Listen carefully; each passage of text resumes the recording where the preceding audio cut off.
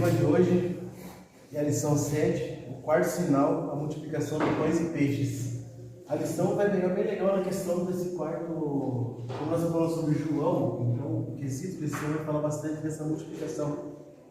Esse milagre, eles vão entender que João não fala do segundo milagre, a multiplicação, mas ele coloca bastante ênfase no primeiro, junto com todos os outros evangelhos. Então esse primeiro milagre de Jesus, pelo fator Galileia, que eu vou explicar para vocês esse peso desse milagre na Galileia, uma situação bem interessante. Nós vamos falar sobre os seguintes sinais e depois vamos falar do terceiro tema, que é uma compreensão imperfeita. Ver algo que nós vivemos hoje, essa questão desse milagre, essa questão de João 6, que é uma passagem na Bíblia que eu gosto muito. João 6 é algo assim que eu estou lendo lá e estou vendo eu, assim, eu chego no meio da multidão, eu gosto dos milagres, só que quando me apresenta uma verdade, a gente treme. Então eu vejo muito eu, assim, quando eu começo a ler João 6, eu penso, será que eu não estou incluso nesse multidão? Será que eu estou com medo do convívio? Estou com medo de aceitar realmente quem é o autor, consumador da minha fé? Se eu realmente estou com Jesus Cristo. Porque, igual a palavra de ontem, o menino entrou na fase de uma questão interessante, ele falou assim, né, que nós não podemos estar apenas numa situação. Aquele momento de grande movimento chamou a atenção, então ele colocou com ênfase. Mas ele colocou outra situação também, que o novo convertido, ele é empolgado para ganhar alma. Você viu que ele pegou bastante nessa ênfase, por ele ser um novo convertido. 6 anos para mim, gente, ele foi tiro, ele tá de criança na festa. Então, quando ele pegou esse primeiro no começo, e eu lendo João 6, você vai entender que por que no começo é tão empolgante? Por que quem chega é tão animado? Quem está começando na fé parece que ele está voando assim, eu estou aqui mais tempo que ele e não consigo entrar no mesmo ambiente. Porque Jesus deu pão para ele, saciou a fome. Você vai ver que João 6 começa falando o quê? Sobre saciar a fome. Jesus vai lá e dá o que eles queriam. O que eles queriam? Eles queriam comer, eles queriam se alimentar. Então quando nós chegamos diante de Jesus, Ele nos dá aquilo que nós precisamos. Ele pega e mostra, aqui é fonte que mata a sede e que mata a fome. Então, quando você chega diante de Jesus, e nós falamos na semana passada, bem assim, na questão de entrar na quesito que para a entrada do evangelismo abre primeiro um milagre.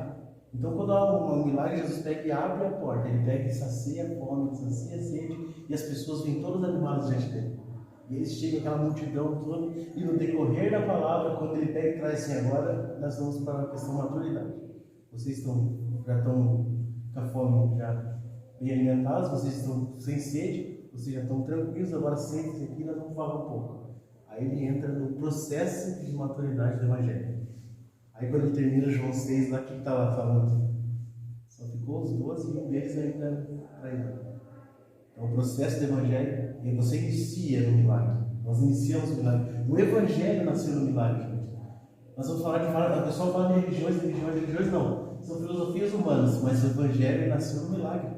Ele nasceu de uma virgem, entendeu? O nosso líder ele morreu, pelo contrário, ele quis ser menor. Vamos supor, o Evangelho em si, como diz C.S. Lewis, né? Se fosse para ser uma mitologia, seria a mais sem graça que tem, entendeu? O cristianismo seria a mitologia mais, vamos supor assim, que você não colocaria como busca, porque os outros são muito mais interessantes. Você vai colocar uma mitologia grega, a mitologia, né, dos vikings lá. Entendeu? Como que é legal? O pessoal faz game, faz tudo. Quando você chega no cristianismo, você tem um líder que servia todo mundo e morreu numa cruz. Seria mais comum de todas. Só que tem uma. É a única que não foi inventada por homens. Entendeu? É a única verdadeira. É a única que nasceu do milagre. Então o nosso querer por Cristo, o nosso buscar por Cristo, ele vem do milagre. Entendeu? A revelação de Deus, como Pedro fala assim, quem sou eu? Pedro fala para Jesus, tu és o Cristo. Ele fala assim, não é por você que você falou isso, é porque meu Pai revelou a você que eu sou Cristo. Então foi revelada essa palavra. Então só por nós buscarmos o Evangelho intensamente e querermos viver esse Evangelho, quer dizer que nós já estamos vivendo um milagre. Porque se fosse depender da nossa natureza, nós estaremos fazendo outra coisa, completamente outra coisa, que não tem a ver com o Evangelho de Cristo. Uma das perguntas ali que eu acho interessante no início, ele começa falando assim, ó, ele dá aqui o professor fala assim, pergunta esses alunos, por que ele pediu para o Felipe comprar o pão? O que vocês pensam? Por que eles vão assim, Felipe? Vai comprar pão. Vem, Felipe. Pode dar, coloca aí, coloca seus pensamentos. Eu acredito que um teste de fé, né? Teste de fé? Fala, Pedro, você gosta de falar? Pelo menos por as 10. O dia do bom dia das 10h30. É igual eu, segunda-feira, 10 horas. Bom dia, galera. O que você acha? Por que Jesus falou assim? Vai comprar pão lá? Teste de fé? Teste de fé. Então, você viu que o Felipe, ali naquela passagem, daqui a pouco vamos ler, ele faz tudo aquilo que o homem comum faz, né? No meu caso, estou estudando essa área ali, ele começa a ver a quantidade de pessoas, ele se baseia no valor a ser gasto, aí ele tira uma ideia e fala assim, nem todo dia que nós temos aqui daria para alimentar todo esse povo aí. Vamos supor, Jesus vai lá e bate diretamente na visão humana, comum. Não só nem o cara ser formado em administração, é uma área assim que, para ele ver que as pessoas estão ali não é o suficiente para serem alimentadas. Então Jesus inicia algo que é, o que ele falou, ele está estimulando a mostrar que já para o pessoal entender que a presença dele vai ser de forma diferente. Então eles começam a pensar, mas nem 200 dinheiros, vamos supor, 200 dinheiros seria 10 meses de trabalho, nem 10 meses de trabalho que nós temos guardado aqui seria suficiente para alimentar todo esse povo. E Jesus fala, depois Jesus veio e fala para eles, então faz o seguinte, eles falam, mas tem um menino aqui, um rapaz, que tem 5 pães e 2 peixinhos. Então eles tentam apresentar uma solução, mas eles terminam falando assim, mas isso não seria nem capaz para nós. Vamos supor, tem algo aqui, mas esses 5 pães é só para ele. Ainda mais se for eu comando pão. Só para início do café. Entendeu? Tem gente que come mais, eu não vou falar nomes, né? Para não ficar constrangedor, mas 5 pães é uma introdução. Então vamos lá, gente, o texto principal ali, ó, que fala assim, ó, e Jesus tomou os pães e, havendo dado graças, repartiu-os pelos discípulos, e os discípulos pelos que estavam assentados, e igualmente também os peixes, quanto eles queriam. Ele também falando quanto eles queriam. Ele nem limitou a quantidade para a pessoa. Entendeu? Ele pegou e multiplicou e com vontade. Ele multiplicou com vontade. É aquilo que eu falei para vocês, as pessoas estavam ali eram curiosas. E ele falou e mostrou para eles, ele revelou algo, ele deu algo para eles, saciou eles. Nós que queremos falar bastante de evangelismo, assim, nós primeiro saciamos. Nós firmes aquilo que nós temos e saciamos. A ideia foi muito boa ontem, que o Matheus colocou. Foi colocado no evangelismo, questão de ir lá, mostrar uma tenda e oferecer algo. Vamos por todos saciar essa vontade deles. Para depois nós entrarmos no processo de que eles chegarem em um ambiente onde eles vão conhecer realmente Cristo. Aí eles vão ter o processo que é o João 6 aqui, que ele começa a falar. Ele dá o pão, ele alimenta eles, depois ele fala assim, eu sou esse povo. Eu sou essa água que você precisa, essa fonte. É de mim que jorra tudo isso. Não é simplesmente esse milagre. Eu apresentei o milagre como algo simples. Você vê que Jesus coloca o milagre sempre como algo simples. Nós colocamos o milagre em algo muito alto, assim, a gente corre atrás do milagre. Sempre. Só que Jesus fez o contrário. Ele ganhava as pessoas fazendo o milagre. Então ele começava com o milagre. Algo que para nós, às vezes, é praticamente o último. Você viu que nós lutamos pelo milagre, assim, no ponto assim, de meu Deus, acontecer um milagre, olha, vai acontecer um milagre. E Jesus começa com o milagre. Ele torna algo que para nós praticamente, nós colocamos num patamar muito alto, ele coloca já como início do degrau. O primeiro degrau de Jesus, ele fala o quê? Ele faz o milagre, ele multiplica. Depois ele começa a falar a parte que nós achamos que é o início para nós. Aí ele entra com a administração. Depois que ele entra com o conteúdo. Mas primeiro ele começa com o milagre. Muitas vezes a gente inverte, a gente vai lá e dá conteúdo nas pessoas. E não entramos com o milagre. O milagre é o Espírito Santo entrando na vida delas. Resumo da lição: os sinais servem para atrair as pessoas para Cristo, a fim de que possam ouvir a palavra e crer nele. É isso que eu estou falando para vocês. Os milagres eles servem para atrair. Eles servem para atrair. Você vai ver muitas pessoas, muitos cristãos, muitos homens fervorosos na fé, que às vezes vão sofrer algum tipo de situação, alguma doença, uma noção de coisa, e você fica, meu Deus, pessoa dessa passar por isso, morreu nisso, faleceu assim. Mas ele pregou tanto, ele tirou os atos, ele ministrava com autoridade. Mas não aconteceu um milagre na vida dele. Só que o milagre aqui é um milagre da cura. E quem já conhece a palavra. Eu acho que é um milagre assim, de algo assim que vem pós. Mas Deus está falando aqui, ó, o milagre ele vem para trazer a pessoa a Cristo. Então, talvez quando uma pessoa ela morre, vai acontecer uma situação de doença mesmo, e ela já está firme com Cristo, o milagre já aconteceu. Não é que eu já estou dizendo assim, não, vou aceitar. Não é questão de aceitar, mas é que você já tem uma vida com Cristo. Vamos supor, o rei Ezequias, lá quando Deus dá uma sentença para ele, e ele pede e ora para viver, e chora, e clama, tudo, ele vive mais 15 anos. O que ele faz durante esses 15 anos? Ele vai lá e faz a parte profética da invasão da Babilônia. Ele expõe tudo para eles e tal, e mostra esse orgulho, ele mostra o quanto que ele é poderoso, o quanto que ele cria, o quanto que ele fazia, o quanto que ele era bom naquilo que ele fazia. Aí quando ele chega, o Isaías para ele fala bem assim, o que você mostrou para eles? Mostrei tudo como que é, tal. Ele, beleza. Por causa disso, eles virão e tomaram o que isso ali. Ele fala, agora não. Posterioridade. Ele, ai que benção. Eu não vou sofrer isso. Deixa meus filhos se mais ou menos isso ele fala. Deixa que os próximos se virem o que vai acontecer. Minha parte está tranquila. Entendeu? Ele já tinha uma sentença. Ele podia ter ido em paz. Ele foi um rei assim, considerado assim, pela palavra de Deus, assim, um rei que andou conforme seu pai, Davi. Ele tinha uma vida intensa. Entendeu? Ele trouxe certa restauração a Israel. Mas ele queria algo mais. Ele quis mais. Isso gerou. Claro, já era algo que Deus ia cumprir em Israel. Só que ele pegou e deu uma aceleradinha nesse processo. Sem querer. Talvez aquele milagre de crescimento de vida para ele não tenha sido tão bênção assim para Israel. Entendeu? É algo que nós pregamos, né?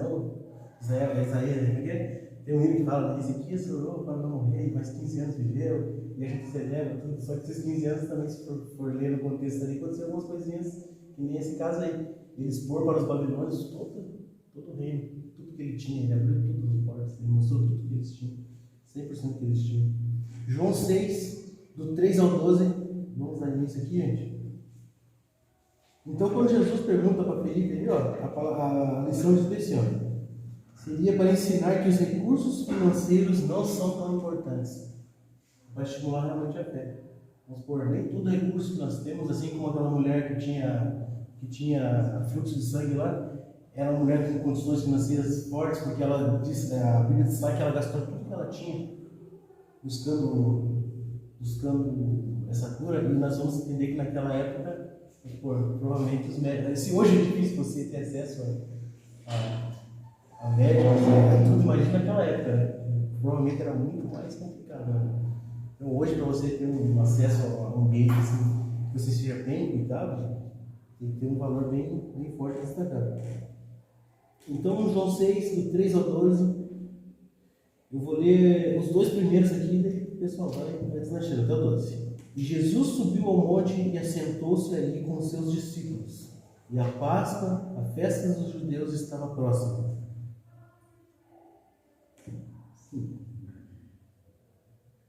Então Jesus, levantando os olhos, vendo uma grande multidão vinha ter com ele, disse a Felipe: onde compraremos pão para esses comerem? Mas disse isso para experimentar, porque ele bem sabia o que havia de fazer.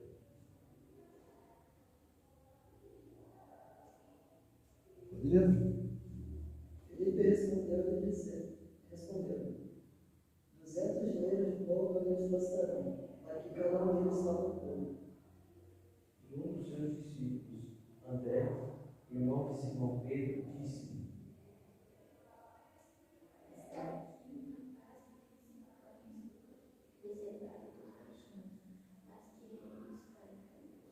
E disse Jesus: mandai assentar-vos, porque levou os homens.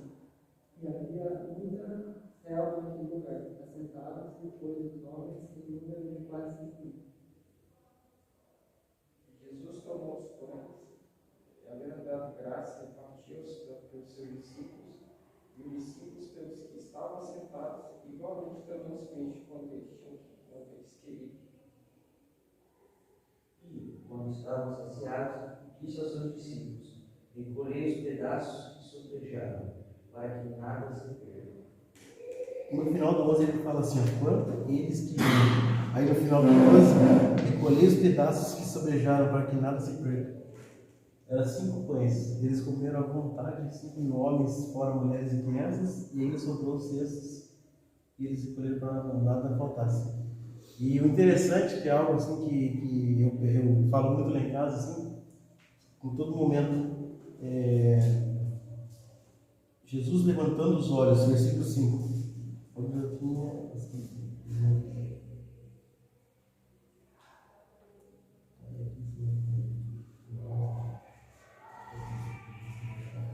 aqui, ó, no versículo 11, no início do versículo 11 ali. E Jesus tomou os pães e, havendo dado graças. O interessante é que quando ele vai ressuscitar Lázaro, o que ele fala? Senhor, eu te agradeço, porque o Senhor nos ouve, porque o Senhor é poderoso. E o que ele faz? Lázaro vai para fora. Ele fala assim, Senhor, eu te agradeço por esse alimento. E ele fala, deixa a pessoa se alimentar. Interessante, né? Igual eu falei para vocês, Jesus torna um milagre tão simples que chega a ser assustador, assim. Assustador. Porque o nosso período para buscar algo, às vezes a gente manda uma palavra de Deus, se essa palavra acontece um tempo depois, você fica impressionado. Uau, aconteceu mesmo, que bênção. Obrigado, Senhor. Tem algo assim que realmente fluiu. Aí Jesus vem e torna o ressuscitar morto, multiplicar o pão, algo comum. Ele apenas dá graças. Ele só agradece por algo que vai acontecer. E ele faz acontecer. Porque ele é Deus e porque ele vivia uma vida intensa com Deus. Aí ele mesmo fala assim, vocês ainda farão coisas maiores do que essa. Pô, gente, eu ensinei vocês que é muito simples o que eu estou fazendo. E vocês farão ainda maiores. Então, nós temos que entender uma coisa, como nós vamos chegar nessa compreensão? Se nós queremos viver uma vida igual a Cristo, nós chegaremos nessa compreensão. E às vezes nós queremos transformar algo assim em algo muito espetacular, né? Queremos fazer algo assim que fuja da naturalidade de uma forma que nós possamos, sei lá, às vezes a gente quer supervalorizar algo que Jesus veio e mostrou como. Só que daí entra aquilo que nós falamos muito aqui na sede da Eliá. Não é o que eu faço no domingo ou no sábado, é o que eu vivo na segunda. Jesus era assim. Jesus celebrava esses momentos aqui, mas ele já tinha passado no desafio, ele já tinha feito várias situações, ele tinha passado muito tempo de intimidade com Deus. Então, quando tinha situações como essa, ele estava extremamente pronto. Aqui ele só falava assim, eu te agradeço, Pai, pelo que vai acontecer. E a multiplicação vinha. Lá no vamos falar sobre a Galileia dos Gentios. Galileia dos Gentios, a segunda fase do ministério, ponto 1 ali. Na primeira fase do seu ministério, Jesus fez várias incursões à Judéia, há intercalações, mas a segunda fase ocorre proeminente na Galileia, e a terceira e última é a consumação novamente na Judéia. A narrativa de João da primeira multiplicação repassa por esta fase mais intensa da Galileia, em perfeita consonância com os demais evangelhos, que cobre mais o ministério de Cristo entre os galileus. Essa introdução sobre Galileu aqui, ó, e eu estava lendo ali, eu achei muito interessante, mano. A Galileia, aqui, ó, vamos ver lá no ponto 2, lá, vai explicar bem interessante o que é a Galileia naquela época ali. Nós hoje celebramos o Galileu, falamos Galileu, Jesus, né, com toda autoridade. Só que o Galileu, Jesus, naquela época, era praticamente assim, para eles, Galileu era algo motivo de chacota, assim, era pejorativo. Era pejorativo. O cara ser Galileu naquela época quer dizer o quê? Que ele não era um judeu 100%. Ele não era alguém que merecia tal importância, não era alguém para ser ouvido completamente. Porque você vai ver lá no Por que Galileia dos Gentios, no tópico 2 ali da própria lição, na versão 1. A Galileia está situada no norte de Israel, a oeste do Rio Jordão, em torno e acima do grande lago que leva o mesmo nome, em Isaías 9:1. É chamado de Galileia dos Gentios. Isaías chama de Galileia dos Gentios praticamente porque naquela época provavelmente já tinha acontecido a invasão da Síria, porque ali eles faziam parte do povo dos israelitas, das 10 tribos que dividiram. Então os judeus estavam ali vivendo ali as 2 tribos, e Israel já tinha suas outras 10 tribos, e ali eles foram invadidos pelos assírios. Ali começou essa mudança do estilo de vida dos galileus, ali começou essa mistura, né? Eu até coloquei aqui, ó, heterogeneidade. Ali começou a mexer muita coisa. Por isso que eles chamam de gentios, porque já não era mais uma terra 100% dos judeus. Não era 100% hebreia mais. Ela tinha várias influências. Então ela era chamada de Galileia dos Gentios, ali em Isaías 9:1. A terra de Zebulon e de Náftali, as tribos que nos dias de Josué herdaram a região. Se for ver lá Josué 19:10 ali, quando ele está distribuindo as tribos, essas duas tribos ficam naquela região ali. Então eles permanecem ali até o ano 733 a.C., que é quando a Síria invade e arrebenta as 10 tribos ali. Então ali ela, um pouco antes de acontecer a mesma situação dos babilônicos com Judá, acontece com Israel, naquela questão ali de 733 a.C., no qual estava a Galileia. Então, Jesus, além de ser um homem considerado para eles que não veio como um líder político, porque ele não envolveu nessa área, ele era uma pessoa que não veio de uma família real, por ele não estava como rei. Na verdade, ele veio tudo errado, assim, tudo errado aos nossos olhos. Né? A questão do Galileu é o seguinte: ele era uma pessoa extremamente que não tinha nada a ver com o contexto que eles esperavam. Então, ser Galileu para eles lá era ser pejorativo. E ele vai dizendo aqui, ó, e teve a ocupação alterada, segundo a Reis 15:29. Registros históricos citados pela Bíblia do Instituto Roma dão conta de que para lá foram levados egípcios, árabes, fenícios e gregos. Todo tipo de gente com todo tipo de crença. É uma bagunça, não é? Ficou muito esquisito. Imagina, cara, misturar egípcio, grego, esse povo aí, romano, os romanos acho que não ainda, né? Mas aqui, ó, egípcios, fenícios, gregos, egípcios, árabes. Então ali servia tudo bem, virou um altar hindu, né, Pedro? Faltou Deus ali para colocar, não tinha mais Deus para colocar naquela região ali. Aconteceu de tudo. Então era um ambiente praticamente já misturado mesmo, né? Tudo que é tipo de coisa. Então misturava sem tamanho assim. E eles começam falando aqui, ó. Isso levou a Galileia a ser uma região considerada predominantemente como gentia e pagã. Ela perdeu completamente a essência de ser uma região de Israel.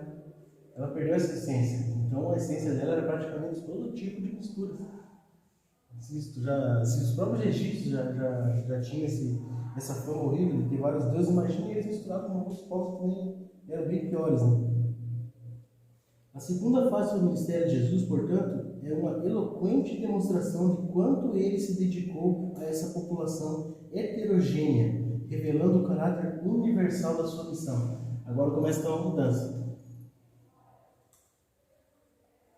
Ali era uma região toda meio misturada.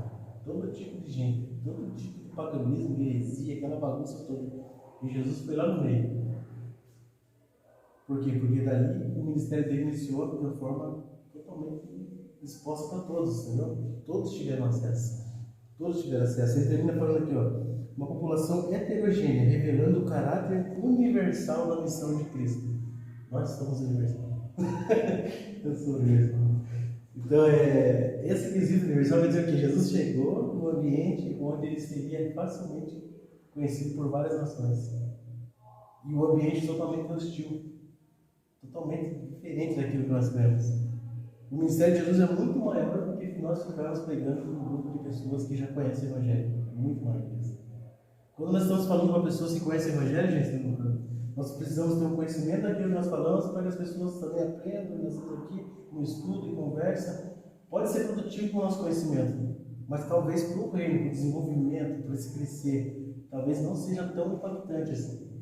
Então, passar muito tempo, às vezes só nós aqui, irmãos, falando do Evangelho, pode gerar, às vezes, até uma questão de como eu posso dizer? É bom você ter um ambiente que você está sempre reunido. Sabe as reuniões anuais de amigos lá, antigos, que você reúne entre eles? Aí que as esposas ou os esposos das pessoas ficam perdidos porque não entendem nada do que eles falam, porque eles estão falando de histórias deles. Eu sei que eu passei por esses dias. Chegou os amigos do meu pai lá, e quando ele era jovem, e amigo estava pensando assim, crescendo. Olha que legal, você não entende nada que eles falam. Porque eles começam a falar tudo que eles passaram naquela época, quem que era amigo, eles falam das pessoas, e nós pessoas e ficam lá assim, beleza. Deve ser mais ou menos isso que um cara não cristão se sente no nosso meio, quando nós começamos a conversar tudo aquilo que nós vivemos, e o nosso linguajar, evangeliquez e tal, ele fica olhando nosso cara e fala, legal, não entendi nada. Saiu dali, não aprendi nada, não entendi nada. Não faço parte desse grupo, porque o assunto foi tão empolgante entre vocês que eu nem fiz parte dele. Entendeu como é complicado assim? Então Jesus veio no ambiente onde ele pôde falar e mostrar para todo lado assim, opa, essa é uma situação. Então ele chocou os judeus quando ele fez o milagre. E ele chocou toda a região, que era misturar todo tipo de pessoa. E ali houve uma forma mais simples de espalhar o evangelho. A Galileia nos dias de Jesus, que é na parte 3 ali, ó. A predominância gentílica na Galileia recebeu sensível mudança depois que Herodes a anexou ao seu reino. Mas isso não eliminou a miscigenação. Para lá afluíram muitos judeus e a região se tornou mais populosa. Tinha cerca de 240 cidades e vilas, segundo Flávio Joséfo, que é um dos grandes historiadores da questão de Israel. Então, ela já não era parte de Israel mais. Aí Herodes vem lá e traz de novo. Aí os judeus vão morar lá, Israel não lá. Agora virou um ambiente extremamente missionário, mano. O copo meio cheio. Jesus olhou para ela e falou assim: quando os judeus estavam olhando para ela, essa nossa, uma cidade pagã, perdida. Jesus olhou assim: opa, é ali que eu vou iniciar o ministério. É ali que vai expandir realmente o ministério.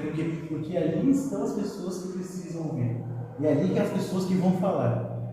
Que nem outro menino que expôs bastante lá, quando a pessoa nova chega, ela está empolgada para falar. Espalha rápido a informação. O processo de maturidade, o processo de permanência no Evangelho, ele vai seguir a partir desse momento que nós estamos aqui. Falando do Evangelho, estudando o Evangelho, para que nós possamos continuar firmes e constantes. Mas esse início, essa introdução, você vai ver, se você ler muito sobre avivamentos, quando ocorreram, os avivamentos eles foram explosivos assim.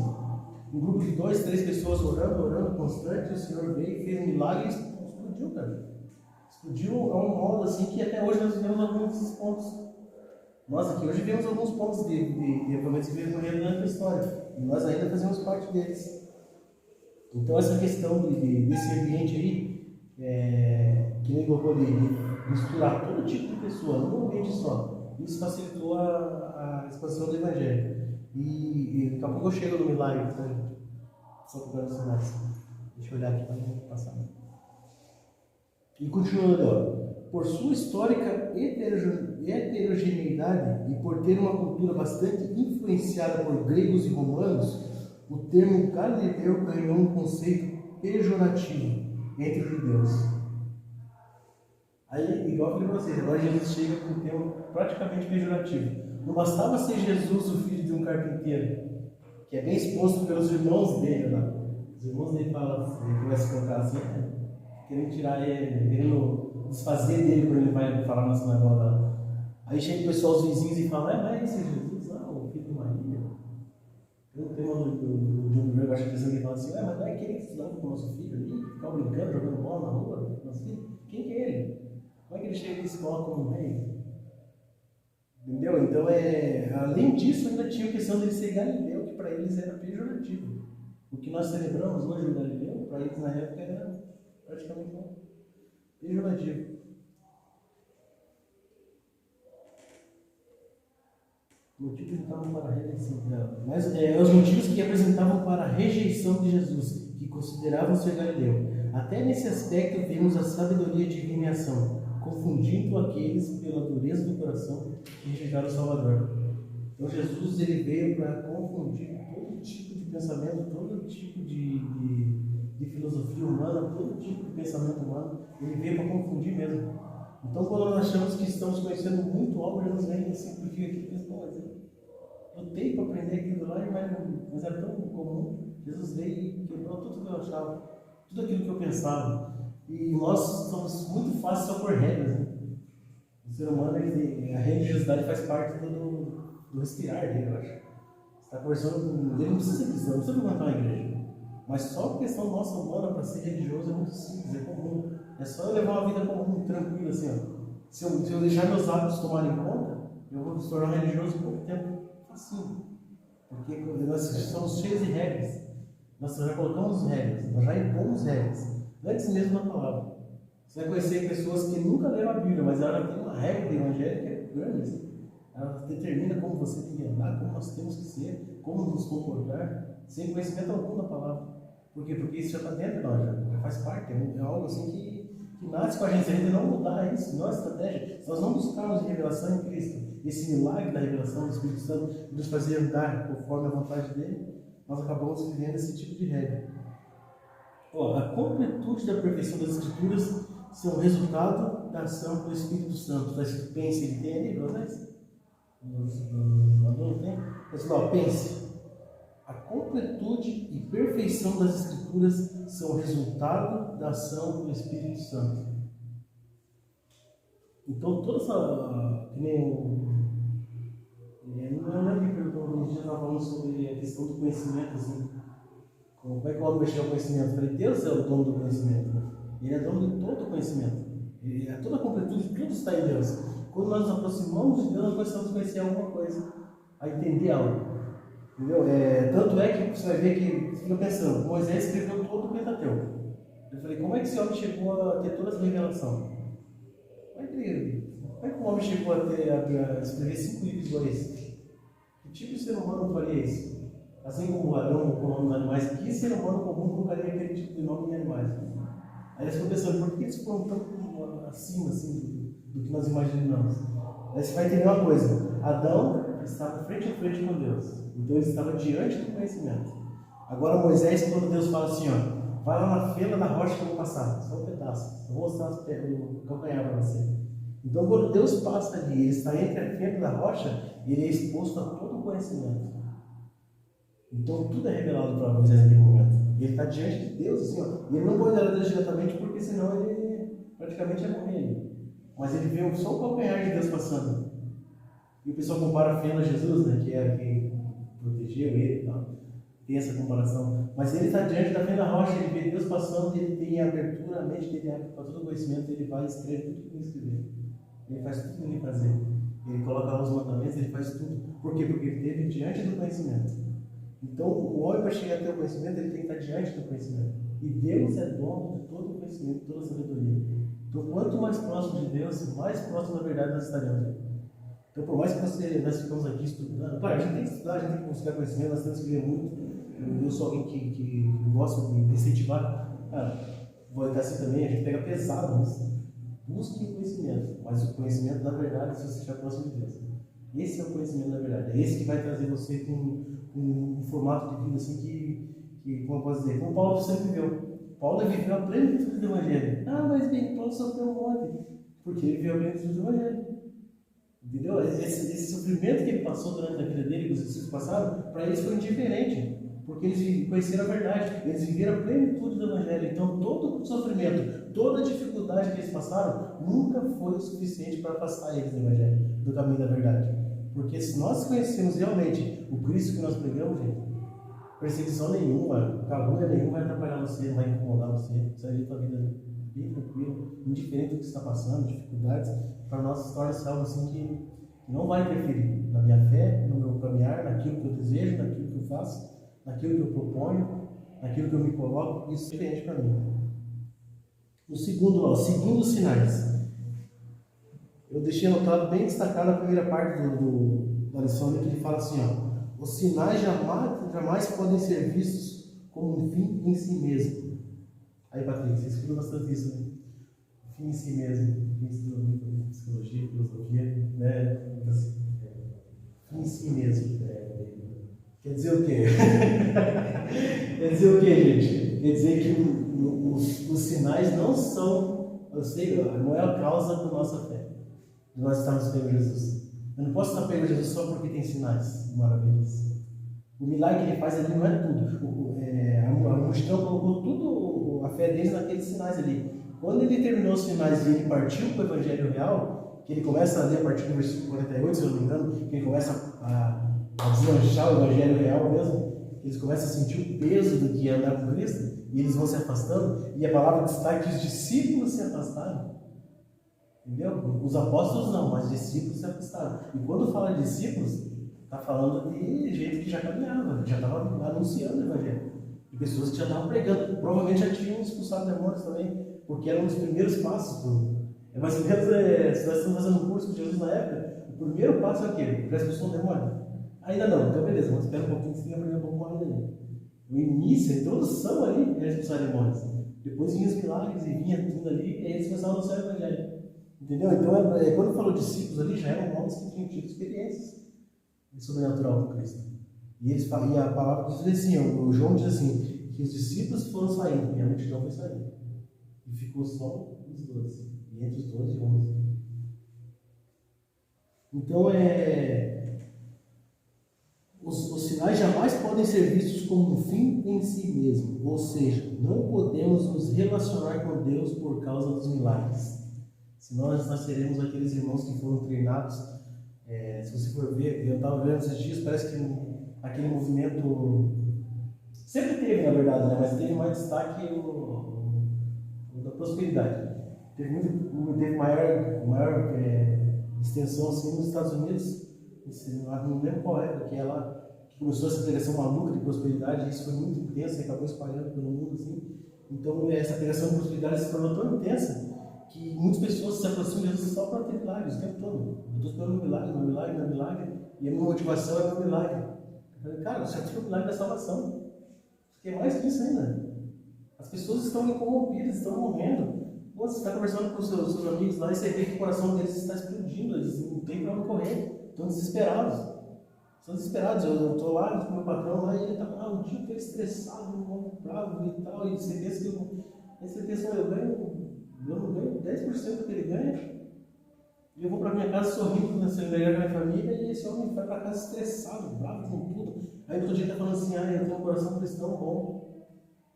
Mas durante o dia ele esculachou todo mundo que estava pela frente.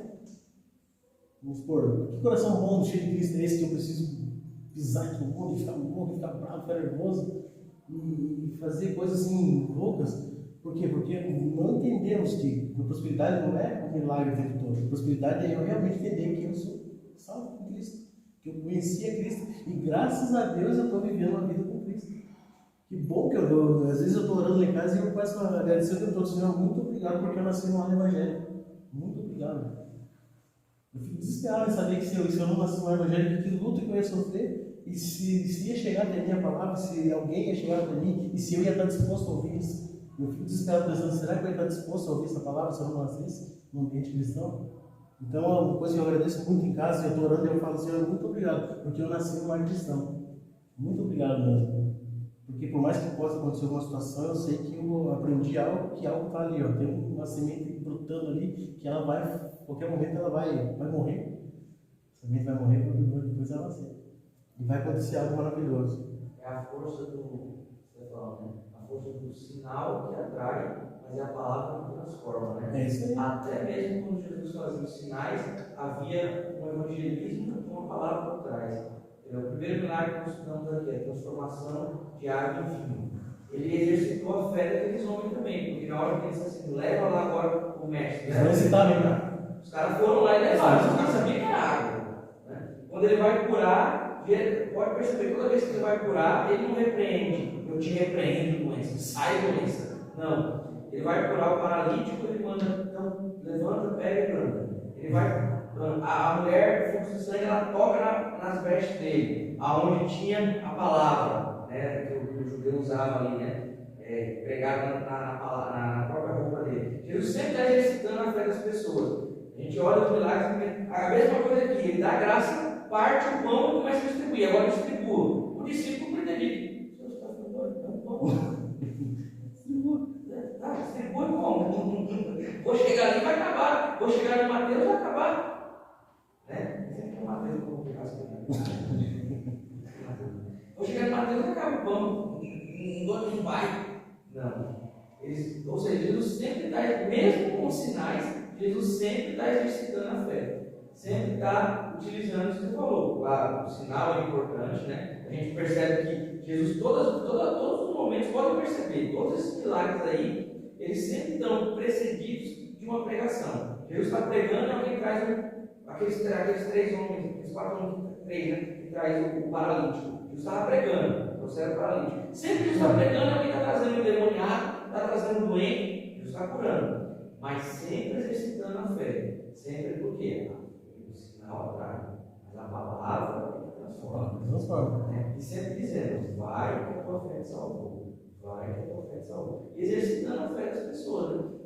Às vezes nós estamos orando por milagres, repreendendo, não, estou querendo dizer, pelo amor de Deus, está errado, em que você tem que mudar a tua oração. Mas às vezes nós estamos repreendendo a doença, exercitando a nossa fé. Mas e a fé do outro?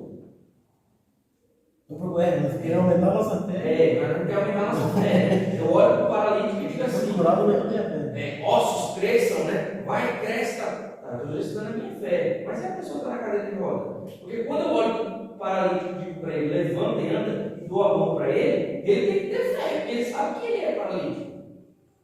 Para naquele momento ali, em nome de Jesus, ele levantar e andar.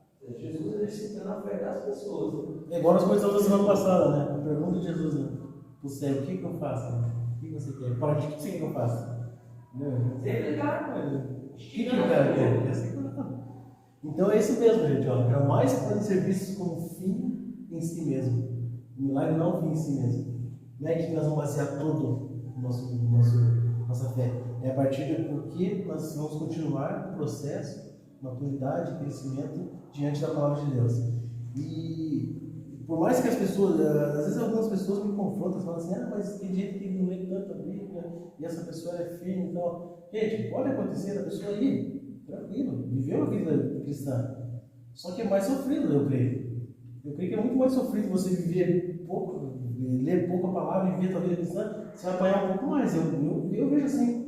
Por mais que a pessoa continue firme, siga, vai até o final da vida dela como cristão, dentro das suas, defendendo as suas teses, tudo, com pouco conhecimento bíblico, ela pode até chegar, mas eu acho que ela vai chegar muito mais dolorida do que se ela tivesse um conhecimento maior da palavra, se ela buscasse mais na palavra. Talvez ela mergulharia muito mais fundo. Entendeu? O mergulhar em si, nós podemos ir para vários ambientes mergulhando na palavra. Agora você ir mais fundo é melhor. Eu sou você exercer o teu conhecimento, exercer a fé. Jesus nos dá lá em Coríntios, ele vai falando sobre os dons. Não é muito bom você poder mergulhar naqueles dons e ter eles, e exercer eles, e conhecer eles, e buscar cada vez mais? Nós podemos muito mais. Então é muito melhor nós exercitarmos nossa fé na palavra de Deus todos os dias, meditando a palavra de Deus e conhecendo a palavra de Deus, para que nós possamos realmente ser maduros. Esse domingo agora eu estava com o pessoal do nossa, não achava nunca a igreja lá, meu Deus. Ribeirão das Onças. O Vini falou, vai. Quando acabar a área, vai mais um pouco. Mais ou menos isso. Não chegava nunca. E eu comecei a introdução falando assim, eu vou falar sobre um jovem, que era um culto de jovens. Só que eu falei sobre Timóteo. Vamos supor, Timóteo ele era jovem em idade, mas ele não era jovem em fé. No processo de crescimento e maturidade. Ele não era um imaturo. Ele era um jovem com muita maturidade. E ele tinha conhecimento suficiente para lidar com grandes homens, muito mais velhos, líderes de alguma situação. E ele tinha maturidade suficiente para lidar com eles. Tanto é que Paulo fala para ele, não deixe que eles montem com você porque você é jovem. Não, mas exerça aquilo que você já aprendeu desde da sua avó, da sua mãe, aquilo que você já tem, aquilo que foi imposto por mão, foi posição de mãos no ministério dele. Então era alguém que era jovem, mas era maturo. Então eu iniciei falando assim, um novo na fé. Ele falou para Timóteo, cuidado com os neófitos, não vai colocar ele para já estar cuidando de alguma coisa. Mas se ele colocou Timóteo, que era jovem, ele pede para um jovem, não colocou um jovem para ser líder de alguma coisa. Aí você fica, como assim? O neófito é um jovem na fé. Agora, Timóteo era um jovem pessoa, de idade, mas não era jovem na fé. Tinha maturidade suficiente para conduzir isso. Então, quando nós estamos falando de transformação pela palavra, não importa a idade que eu tenho. Não quero jogar isso para o cristão mais antigo. Nós temos isso. A partir do momento que eu aceitei a Cristo, que eu comi o pão lá, que eu tomei a água, que eu não tenho mais fome nem sede. Agora que eu vou ter que parar para ouvir a palavra e aprender que Jesus é Ele, o caminho, a verdade e a vida, e ninguém vai ao Pai senão por mim, estou dando entrada para o terceiro, deixa. Vamos partir. Nós começamos a entender que as pancadas do Evangelho. Lembra quando a gente pegou firme na célula, assim? Que uma das palavras era a seguinte: nasceu o bebê. Quem vai cuidar do bebê? É os pais. Só vai chegar um momento que você vai ter que ele vai ter que pegar as coisas sozinho. Vai chegar uma hora que nós vamos pegar as coisas sozinhos. Vai chegar uma hora que nós temos que andar. Não dá o tempo todo o pai carregar no colo. Vai chegar uma hora que você vai ter que andar, você vai ter que pedir comida. Você vai começar a fazer coisas, tem que começar a crescer, tem que crescer. E o Evangelho é a mesma coisa. Por mais que eu chegue, que aconteça um milagre maravilhoso, por mais que eu me alegre da primeira vez junto com o pessoal, que aconteça um culto maravilhoso que transforma, que mude minha vida no domingo, assim, vem aquele pregador e acontece aquela situação, todo mundo sai alegre, chorando e vibra. Aquilo é a introdução para que você realmente agora comece o processo. Não vai transformar do noite para o dia da vida, mas ela vai dar uma entrada para que você comece a caminhar. Lá no 3 ela fala sobre uma compreensão imperfeita. Uma compreensão imperfeita. Que é. Não, só finalizar o 2 aqui, eu fiz a primeira parte, mas eu queria dar No 2 ele fala assim, o propósito revelacional. João registra que a multidão seguia Jesus porque via os sinais que operavam sobre os enfermos. Nessa movimentação pública, Jesus prossegue seu ministério de milagres e pregação, sempre no propósito de revelar-se à humanidade. E João destaca aqui que a multidão seguia ele só porque via sinais. É o que nós precisamos falar aqui. Nós temos que evitar seguir Jesus em troca de alguma coisa. Lembra que eu falei que entrou essa pregação de prosperidade de uma forma muito maluca, assim? E tem momentos, situações que você que as pessoas elas estão querendo ir para a igreja, mas elas estão querendo ir para a igreja porque elas estão precisando dela. Não é por uma questão de transformação. Tanto é que quando você vê o testemunho de uma pessoa que veio por transformação, que ela não suportava mais a vida, que ela precisava de mudança, e ela buscou a Cristo, ela teve essa mudança, você vê que é muito diferente disso. Agora, quando a pessoa ela vem só para algo que ela está precisando de urgência e ela vem para que isso seja sanado, né, para que isso seja estabelecido nela, você vai ver que a durabilidade dela no congregante vai ser pouca.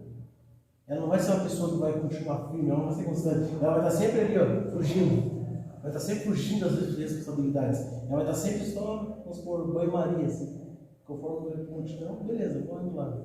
Aí chega um momento que eu vou para cá. Aí entra naquilo que o menino falou ontem aqui, né? Ela vai participar das situações. Onde eu vejo que está dando uma vantagem em si, ali eu vou estar junto. Onde pode acontecer algo. Se acontecer uma situação do DNA, que alguém foi curado um dia no culto aí, você vai ver que vai encher de pessoas no culto do DNA. Porque houve uma cura em tal situação. Ou alguém chegou com dificuldade financeira e teve restauração financeira no culto nosso do Estado. Não vai passar um mês, vai estar lotado de gente do DNA.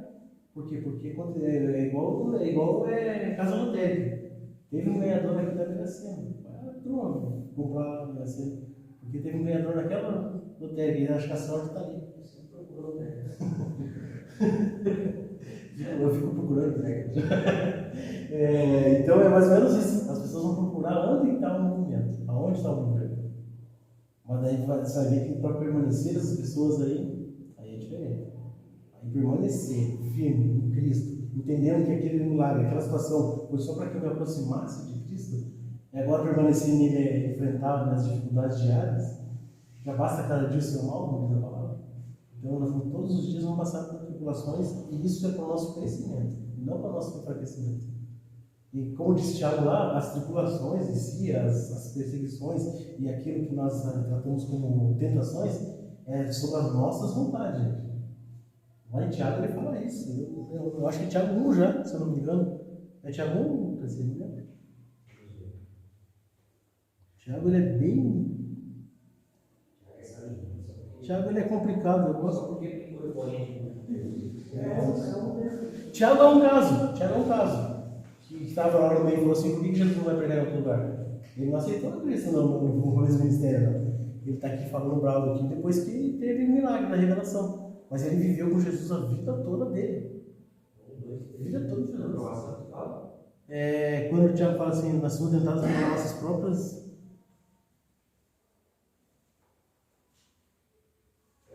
Um, dois, três, quatro. Tiago, qual? Capítulo 1, 2, 3, 4. Meus irmãos, teve por motivo de alegria passar-se por várias provações. Não, essa passagem é outra. Quer ver?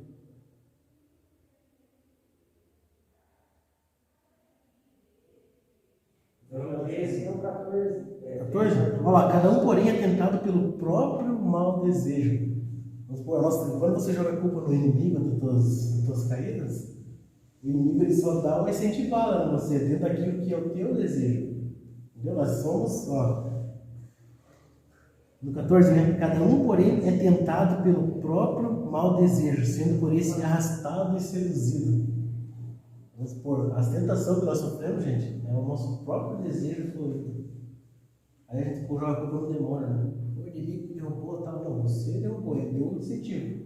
Ele só deu acerto naquilo que você já estava aí. Na questão da Eva, ela tinha um desejo no coração, de repente só fez ela. Só incentivou aquilo que ela queria. Vamos supor, nós como cristãos, às vezes o pessoal tira sarro da gente, né? Coloca a cerveja na mesa e quer tentar você. No meu caso, cara, se você colocar a cerveja ali, ela vai esquentar e eu vou jogar fora. Porque não importa. Para mim é algo indiferente. O diabo não vai me tentar com cerveja ou com droga. Porque não me satisfaz, não chama atenção em nada. Agora tem coisas que ele derruba. Tem coisas que ele vai me derrubar. Entendeu? Então quando o cara quer derrubar você numa coisa assim que não te interfere, você sai da tua alegre. Eu sou cristão, venci. Venceu porque não te interessa. Um copo de cerveja para mim, para cara, não serve para nada. Eu não vou ser tentado pelo inimigo jamais com um copo de cerveja. Agora, tem coisas que o inimigo ele vai tentar, e se eu não segurar, eu vou cair feio. Cair feio mesmo.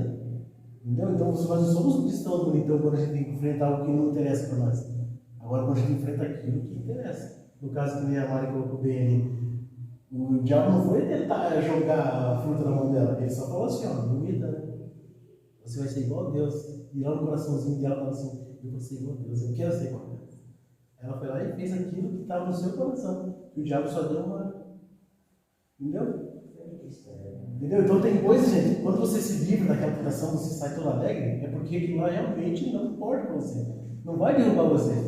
Que nem um exemplo aqui: um copo de cerveja não vai me derrubar nunca, porque ele não tem graça nenhuma para mim, cara. É indiferente. O diabo não vai me tentar por aquilo. Só que tem coisas que ele vai me tentar que ele sabe que eu, no meu coração, às vezes dá uma chacoalhada assim, ó. E eu luto contra aquilo, e é terrível. Aí sim a gente coloca a nossa posição de defender aquilo, naquela situação. Lá no Pense lá, não podemos nos acomodar a uma religião sem o sobrenatural. Igual eu falei para vocês, o cristianismo nasceu do sobrenatural. Ele vem do sobrenatural. Cristo é sobrenatural. Então quando nós falamos de religião, gente, não existe outra religião, existe Cristo. Às vezes está pregando lá, falando de Jesus e o pessoal, mas cada um tem sua religião. Cada um tem sua ideia, mas a religião única é Cristo. Ele é sobrenatural. Os outros são apenas filosofias humanas. Você vai ver a influência que Confúcio teve sobre os ocidentais lá, na questão razão, mas mesmo assim ele, com toda a razão que ele tinha, ele ainda acreditava na algo pós-morte. Ele ainda tinha essa visão de que tinha algo, que eu podia melhorar algo, que eu tinha que fazer alguma coisa, uma situação com obras, mesmo investindo completamente na questão racional. E essa influência tem até hoje, na questão dos orientais praticamente. Mas não é do milagre. Se ele tem essa ideia aqui, porque aconteceu alguma coisa que levou ele a essa ideia. E essa ideia é o quê? Existe um Deus, Criador do homem, e o homem, por mais ateu e não, que ele busca e não crê em nada, ele precisa de algo, ele vai buscar algo. Alguns vão buscar no materialismo. Compra esses livros lá e tal, e começa a colocar e endeusa o materialismo. Aí você pensa, o cara é mais crente do que eu, porque ele define com tanta força aquilo que ele não crê. Ele não crê, mas ele defende aquilo com tanto entusiasmo de mal, cara. Parabéns, Deus abençoe. Deus abençoe, Deus abençoe não, você seja, sei lá o quê, não tem nem palavras. Seja iluminado. Seja iluminado. Iluminado por quê? A força esteja com você. E a força onde? Quem? Deus nunca. Vai ser questionado em tudo que falar. Não tem pra onde correr. Lá no 3, não. Uma compreensão imperfeita. Eu marquei a frase que está na revista mesmo, na lição 2, lá embaixo, no segundo parágrafo, que fala assim, ó. Como diz Erwin e Lutzer, Deus se revelou somente em Cristo. Marquei aqui. Portanto, todas as outras religiões são imperfeitas, desencaminhadas e falsas. Uma das coisas que eu gosto dos cristãos do século, no início do século XX, aqui, que eu comecei a ler bastante sobre eles não tinham medo de falar que as religiões eram falsas. Coisa que nós hoje morremos de medo. Nós temos medo de ser confrontados. Nós queremos amaciar um pouco, dar uma pelutada assim. Quando eu falo de outra religião, né, irmão? A tua religião é boa, pode seguir lá. Não, é falsa. Você vai ver que alguns nossos teólogos, pensadores do começo do século XX, eles eram pensados mesmo. O cristianismo é o verdadeiro, é autêntico, as outras não são. Eu gosto de uma frase de C.S. Lewis que ele fala que ele compara, não é C.S. Lewis, é Chesterton, ele imita Chesterton. Chesterton fala assim, o Chesterton nem é evangélico, é católico. Ele fala que o islamismo nada mais é que uma heresia do cristianismo, uma imitação falsa do cristianismo. Ele é falsa, ele expõe que é falsa, acabou. Ele não fica defendendo que, mas eles defendem aquela causa. O budismo da paz. Gente, é falso, é uma ideologia humana. E por mais que as pessoas tenham liberdade de buscar suas religiões, e elas têm, nós vivemos num país onde a pessoa pode ir em qualquer religião, não importa, ela faz o que ela quiser, congrega onde quiser, com quem quiser, mas não deixa de ser falsa. Ela quer congregar dentro daquele ambiente lá, fazer parte daquele ambiente? Pode fazer, é desejo dela. Ela quer fazer aquilo. Só que eu não posso aceitar aquilo como verdadeiro. E se a pessoa perguntar para mim, eu falo, não é verdade. Cristo é verdadeiro. Eu não estou pregando uma religião para você, eu não estou pregando uma placa, eu estou pregando Cristo. E Cristo é verdadeiro. Não é uma visão humana, não é uma filosofia minha, não é um pensamento. Não é o que eu tirei de algum lugar.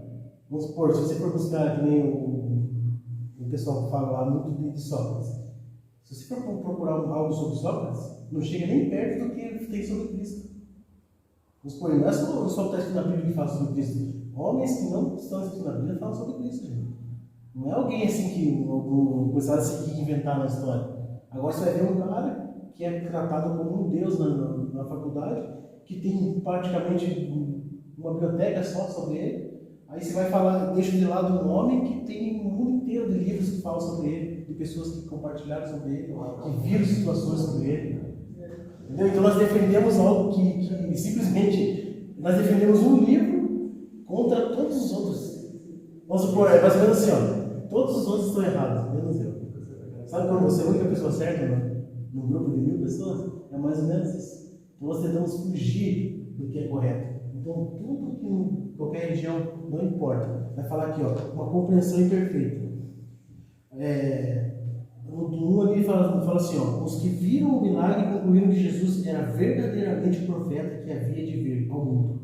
Isso demonstra como ele era patente a expectativa messiânica em Israel. E eles esperavam Cristo.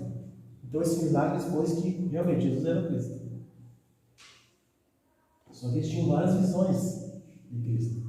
E ele começa a expor aqui, E do ministério do Messias, grupos distintos de judeus tinham expectativas diferentes de acordo com suas crenças. É igual nós hoje, a gente colocar toda a gente para sentar aqui numa mesa para discutir uma questão de Bíblia, a gente já coloca uns 4, 5 pontos diferentes aqui e termina tudo por bravo. Tudo discutindo. Mais ou menos isso. Mais ou menos isso. E eles já tinham cada uma visão messiânica, como tinha que ser. Eles já queriam colocar. Tanto é que quando Jesus está ali no meio deles, eles já, no decorrer do texto, eles já queriam nomear Jesus rei. Eles já estavam se planejando ali, como tinha um grupo bom de homens ali, já tinha um grupo de pessoas fortes ali, eles já estavam se planejando ali para colocar Jesus como rei. Que é um ponto que Jesus teve que fugir daquele ambiente lá, porque eles queriam nomear ele rei. Que não era o que ele veio fazer. Ele não veio para ser um rei político. Ele não veio para ser uma autoridade política. Não era a visão dele. Mas o povo já viu como assim. Já viu ele como autoridade política. O que predominava era o interesse na implantação de um reino terreno, de caráter político, o que se viu mesmo entre os discípulos. Atos 1:6. Atos 1:6 vai falar essa questão. Até os discípulos tinham essa visão dele. Eles queriam um Jesus, o povo queria um Jesus que viesse e reinasse sobre eles, para libertar eles de uma forma terrena, assim. Eles queriam que ele montasse um exército, igual eles sempre viveram, né? Com Davi, com Salomão, que foram homens de sucesso em Israel, e eles queriam um exército poderoso para que espantasse os romanos lá. E eles vivessem felizes para sempre. Entendeu? A visão deles praticamente era o seguinte: eles queriam um rei que dominasse eles. Eles queriam um Goku.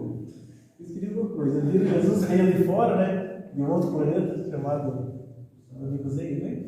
Como é que é o nome do planeta do mundo? Da onde ele veio? Esqueci o nome do planeta que ele vem. Não Nikusei, eu esqueci.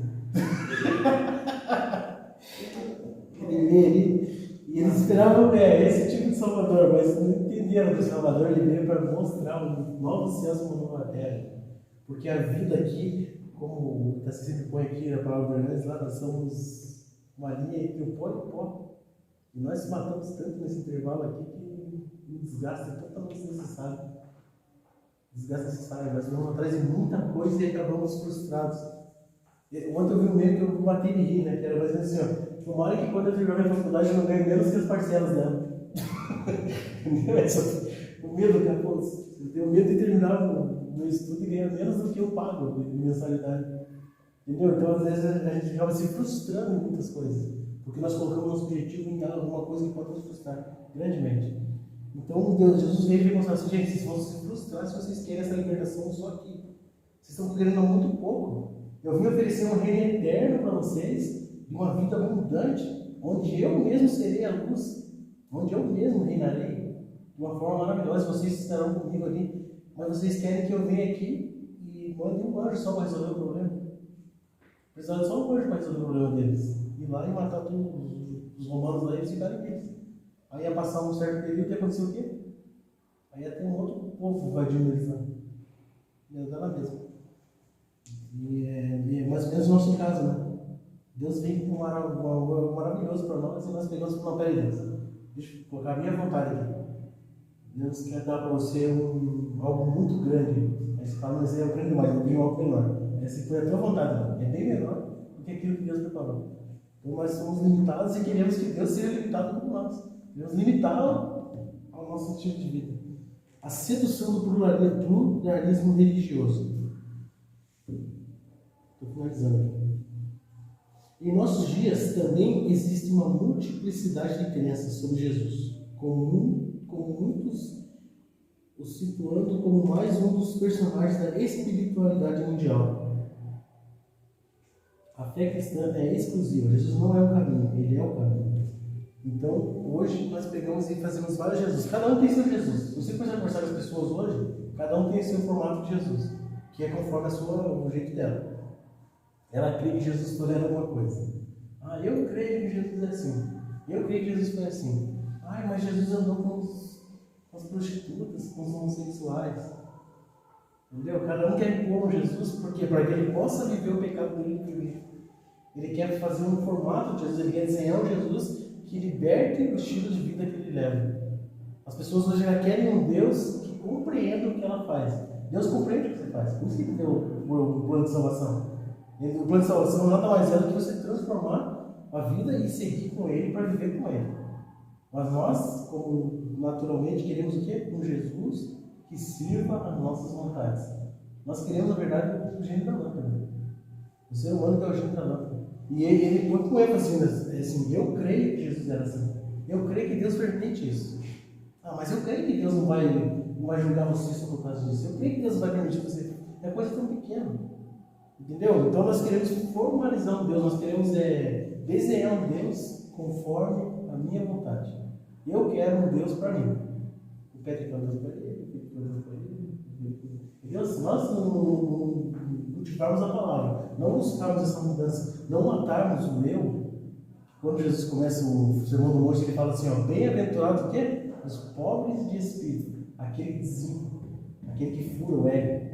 Ele começa falando assim, ó, bem-aventurado aquele que murcha, sai, tira o eu, para daí ele começar as bem-aventuranças. Então, primeiro aquele que quiser. Filipenses, Jesus vai lá e Paulo fala assim, ó, ele veio como homem e ele não quis ser igual a Deus, e ele foi menor, e ele se rebaixou, e ele foi morto com a questão de cruz e braços abertos, sem poder se defender de nada. Então Jesus ele foi ao ponto máximo do zero, gente. Qualquer ser vivo que respirava ali era maior que Jesus naquele momento. Qualquer ser vivo. Qualquer inseto, qualquer coisa que estava livre, Jesus não. Então o nosso Deus ele foi menor que tudo que existia na terra, na cruz. Aí você pensa, mas como é que você viu um Deus desse? Aí ele pega e fala assim, ele fala, está consumado. Quando ele fala, está consumado, ele cumpriu aquilo. Ele não foi maior que ninguém. Por quê? Porque para provar que ele era realmente Deus. E todo o poder estava sobre ele. Ele não precisou ficar mostrando nada para ninguém. Ele não precisou expor nada para ninguém. Ele só fez aquilo que ele veio fazer. E quando ele fala, está consumado, todo o poder é dado sobre ele. E ele volta como soberano.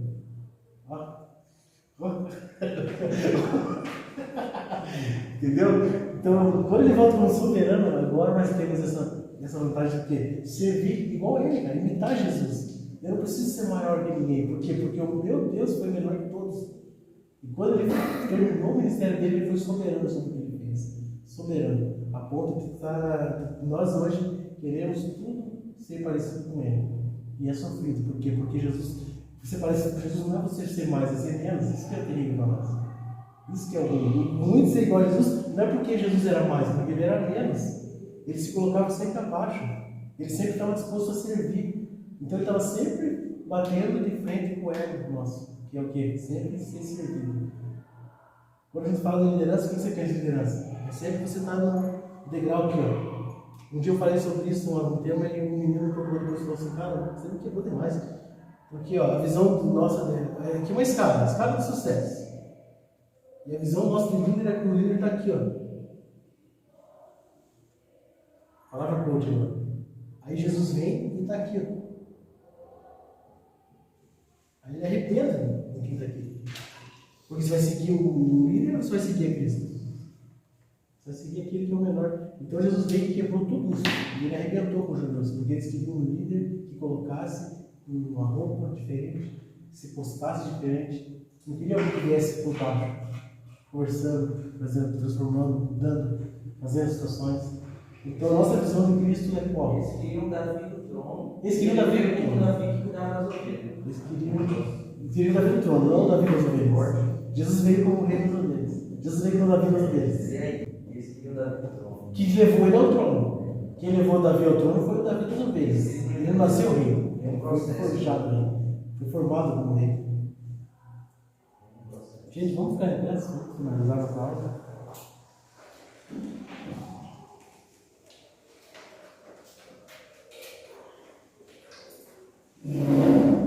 Bem legal, nossa aula é bem produtiva.